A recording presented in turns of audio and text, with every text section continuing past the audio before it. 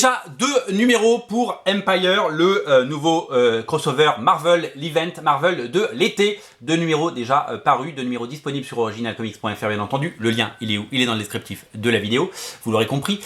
Empire, la série signée Al Ewing et Dan Slott. Dan Slott, vous le connaissez, hein, les 4 Fantastiques, Spider-Man.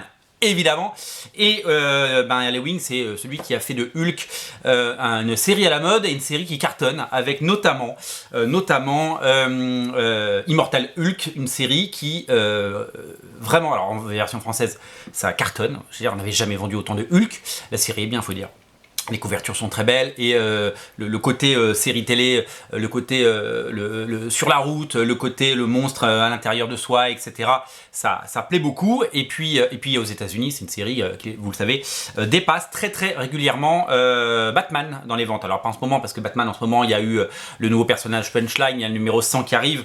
Mais quand il y a eu un petit ventre mou là de Batman, eh bien, Hulk il est passé devant, c'est assez cool. Alors c'est quoi Empire? Empire c'est tout simplement le crossover, l'event de l'été. Vous savez, chaque été Marvel fait un événement et là donc ils ont fait appel à ces 2 scénaristes et ils ont également fait appel à 2 dessinateurs stars. Un qui fait les couvertures, c'est Jim Cheung. Alors des couvertures variantes, il y en a plein dans la catégorie, vous pourrez choisir votre couverture si vous souhaitez prendre une autre couverture évidemment.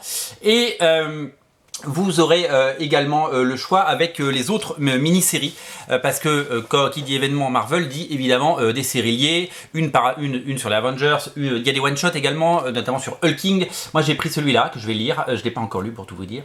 Empire X-Men, signé Jonathan Hickman, bien entendu, et dessiné par l'excellent dessinateur Matteo Buffani, un dessinateur que j'adore. C'est fait partie de ces nouveaux dessinateurs, ça fait quelques années qu'il est là déjà, mais ça fait partie de ces nouveaux dessinateurs qui ont un vrai gros niveau de dessin et il y a un côté Stuart Timonen je trouve dans le dessin de Matteo Buffani. C'est classe, c'est élégant et c'est vraiment ce qu'on attend d'une série X-Men. On lui prédit un bel avenir. Donc 2 numéros d'Empire, c'est donc un crossover qui met en scène 2 équipes, les Avengers bien entendu et les 4 Fantastiques, vous l'auriez deviné, c'est sur la couve.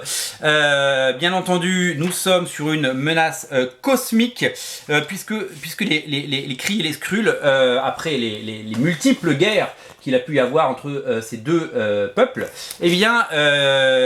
c'est à nouveau la guerre quoi. Et donc évidemment nos héros vont se retrouver plongés au milieu de ce conflit et puis bon, il va falloir rétablir un petit peu l'équilibre, la balance et essayer de raisonner tout ça. Voilà, donc Empire, 2 numéros sont dispo, ça va être une très belle série. Pour le moment c'est très bien produit. J'ai oublié de vous parler du dessinateur à l'intérieur, bien entendu, Valerio Schiti, qui fait partie de ces dessinateurs qui ont très bien travaillé pendant toutes ces années et qui, comme beaucoup de dessinateurs, sont récompensés.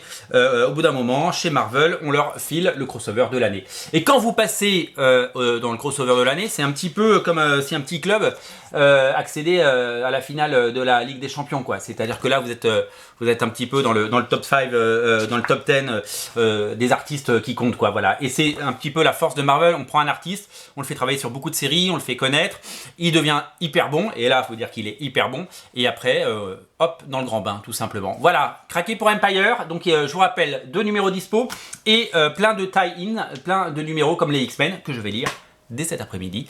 Voilà, et le lien, il est là, hein, dans le descriptif de la vidéo. Faites-vous plaisir, les amis. Ciao.